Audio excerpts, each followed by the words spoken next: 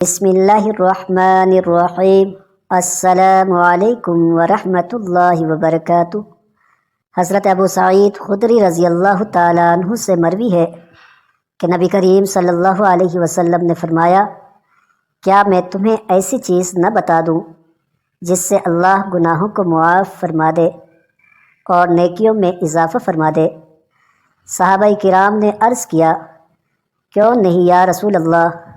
فرمایا، مشقت کے باوجود وضو مکمل کرنا، مساجد کی طرف کثرت سے قدم اٹھانا اور ایک کے بعد دوسری نماز کا انتظار کرنا۔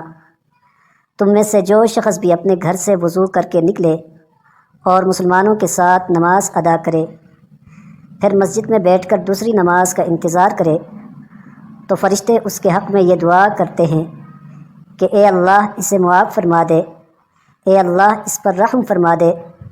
جب تم نماز پڑھنے کے لیے کھڑے ہو تو صفیں سیدھی کر لیا کرو، خالی جگہ کو پر کر لیا کرو، کیونکہ میں تمہیں اپنے پیچھے سے بھی دیکھتا ہوں، اور جب تمہارا امام اللہ اکبر کہے تو تم بھی اللہ اکبر کہو، جب وہ رکوع کرے تو تم بھی رکوع کرو، جب وہ سمع اللہ لمن حمدہ کہے تو تم اللہم ربنا لک الحمد کہو۔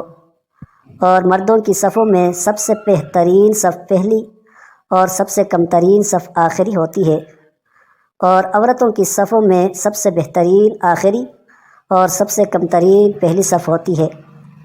اے گروہ خواتین، جب مرد سجدہ کریں تو تم اپنی نگاہیں پست رکھا کرو اور تہبند کے سوراخوں سے مردوں کی شرمگاہوں کو نہ دیکھا کرو۔